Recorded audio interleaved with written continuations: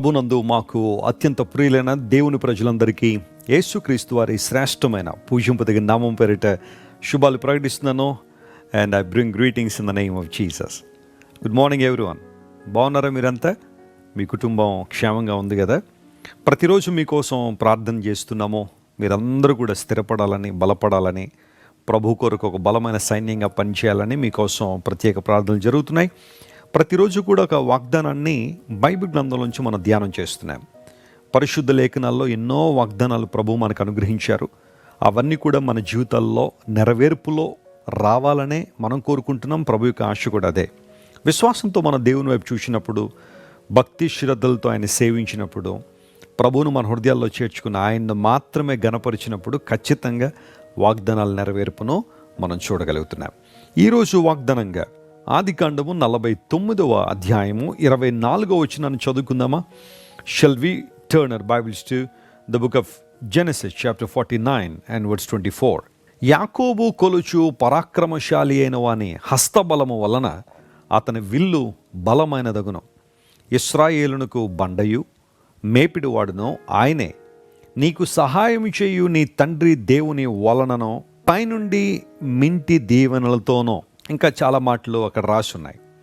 అయితే గమనించిన ప్రియులారా, ఆదికాండం 49వ అధ్యాయంలో యాకోబు తన బిడ్డలందరినీ, తన కుమారులందరినీ కూడా వరుసగా నిలబెట్టి అంత్యదినముల్లో వారి జీవితంలో జరగనున్న విషయాలను మాట్లాడడం ప్రారంభించాడు దేవుని ఆత్మశక్తితో. దేవుని ఆత్మ ద్వారా పలికే వాటిని ప్రవచనాలు అంటారు. మనుష్యుడు తన ఊహతో చెప్పేసినవన్నీ కూడా ప్రెడిక్షన్స్ అనొచ్చు. చాలామంది ప్రెడిక్ట్ చేసేవాళ్ళు ఉంటారు. అవి జరగచ్చు, జరగకపోవచ్చు. కానీ ప్రొఫెసీ మాత్రం ఖచ్చితంగా జరుగుద్ది. ఎందుకంటే అది దేవుని ఆత్మ ద్వారా పలుకుబడిన మాట కనుక. యాకోబు తన బిడ్డలందరూ నిలబెట్టి వారి జీవితంలో జరగబోయే విషయాలు లేదా వారి స్వభావాన్ని, దేవుడు వారి పట్ల ఎలాంటి ప్రణాళిక కలిగి ఉన్నాడో స్పష్టంగా మాట్లాడుతూ, ఎక్కువగా మాట్లాడింది ఒక ఇద్దరు కోసం మాట్లాడాడు. యూదా గురించి కొన్ని ఎక్కువ మాటలు కనబడతాయి. ఆ తర్వాత యోసేపు గురించి చాలా ఎక్కువసేపు యాకోబు మాట్లాడాడు. మిగతా వాళ్ళందరి కోసం చిన్నగా మాట్లాడి ముగించాడు. కానీ యూదా కోసం మరియు యోసేపు కోసం చాలా ఎక్కువసేపు మాట్లాడుతున్నాడు. యోసేపు గురించి మాట్లాడుతూ అంటాడు, యాకోబు ఏ దేవుణ్ణైతే కొలుస్తున్నాడో, ఏ దేవుణ్ణైతే పూజిస్తున్నాడో ఆ దేవుడు పరాక్రమం కలిగిన వాడు. ఆ దేవుని బలము వలన యోసేపు బలం పొందుకుంటాడు. నిజమే, మన దేవుడు బలవంతుడైన దేవుడు. ఆయన బలహీనుడు కాదు, ఆయన శక్తిహీనుడు కాదు. శక్తిహీనులైన వారికి శక్తినిచ్చేవాడు ఆయన, బలహీనులైన వారికి బలమునిచ్చేవాడు ఆయన. అలా బలమునిచ్చే దేవుడు, శక్తినిచ్చే దేవుడు ఎప్పుడూ కూడా బలహీనుడు మరియు శక్తిహీనుడు కాదు.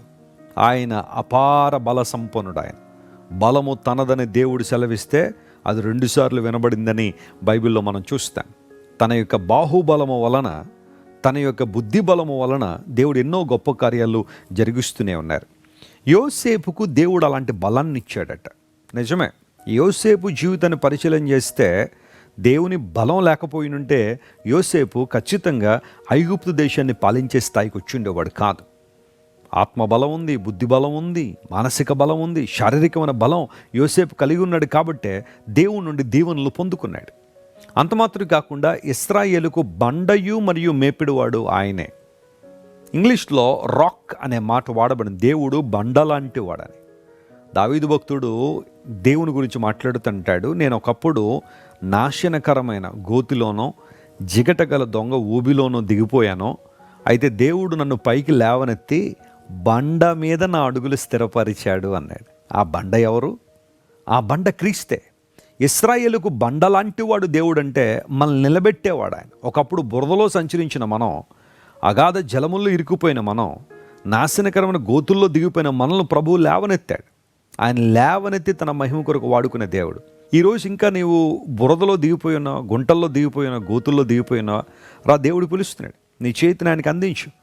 ప్రేమగల దేవుడు, కృపగల దేవుడు, నీకోసం ప్రాణం పెట్టిన దేవుడు, సిలువలో నీ భారాన్ని మోసిన దేవుడు, నీకోసం మరణించిన దేవుడు నిన్ను లేవనెత్తాలని, నిన్ను బలపరచాలని ఆయన కోరుతున్నాడు.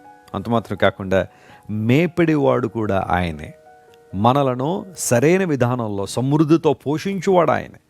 ప్రపంచంలో చాలామంది మేసడి వాళ్ళు ఉన్నారు, కానీ మేపడివాడు మాత్రం దేవుడే. నీ జీవితంలో నీకున్నవన్నీ కూడా లాక్కునేవారు, నిన్ను తమ స్వప్రయోజనాల కోసం వినియోగించుకునేవారు, అన్ని విషయాల్లో నిన్ను నష్టపరచాలని చూసేవాళ్ళు చాలామంది ఉన్నారు. నిన్ను మేసేవాళ్ళు ఉన్నారేమో, కానీ దేవుడు నిన్ను మేపెడువాడు. ఆయన నీకున్న సమస్తాన్ని ఆశీర్వదించే దేవుడు, సమృద్ధినిచ్చే దేవుడు, సంరక్షకుడిని దేవుడు ఆయన. ఈ వాగ్దానం ఈ రోజంతా క్లెయిమ్ చేసుకుని ప్రభువును స్తుతించండి. ఆయన బలం నీకు అవసరం. ఆయన బండలాంటి వాడు నేను నిలబెట్టేవాడు.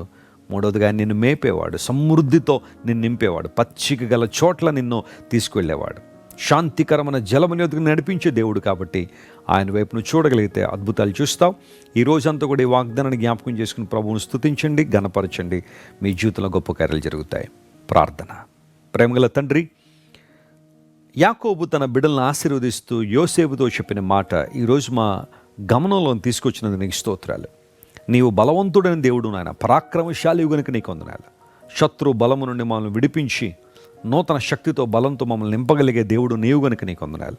అంతమాత్రం కాకుండా మా జీవితాల్లో బండగా మమ్మల్ని మేపిడివాడుగానే ఉన్నావు గనుక నీకు వందనాలు. ఈ వాగ్దానం మా ప్రియులందరి జీవితాలు ఈ రోజంతట్లో నెరవేర్చండి. మహిమతో వారిని నింపండి, అద్భుతాలు చేయండి. ఘనత మహిమ నీకు మాత్రమే ఆరోపిస్తూ యేసుక్రీస్తు వారి శ్రేష్టమైన నామం పేరిట అడిగి వేడుకొనిచున్నాం తండ్రి. Amen. God bless you dear friends. Have a wonderful day. మీరు ఇంతవరకు విన్న దైవ సందేశం మరియు దేవుని సేవకులు చేసిన ప్రార్థన మీకు ఆశీర్వాదకరముగా ఉన్నదని విశ్వసించుచున్నాము. ఈ సందేశాన్ని మీ స్నేహితులకు, బంధువులకు షేర్ చేయండి. మీకు ఏదైనా ప్రార్థన అవసరత ఉన్నచో మా ఫోన్ నంబర్లకు కాల్ చేయండి. దేవుడు మిమ్మల్ని ప్రేరేపిస్తే విశ్వాసంతో సాగుచున్న ఈ పరిచర్యను ప్రోత్సహించండి. మరిన్ని వర్తమానాలు, పాటలు వినుటకు జాన్ వెస్లీ మినిస్ట్రీస్ అను మా యూట్యూబ్ ఛానల్ను సబ్స్క్రైబ్ చేసుకొనండి. ప్రభువైన యేసుక్రీస్తు కృప మీకు తోడైండును గాక.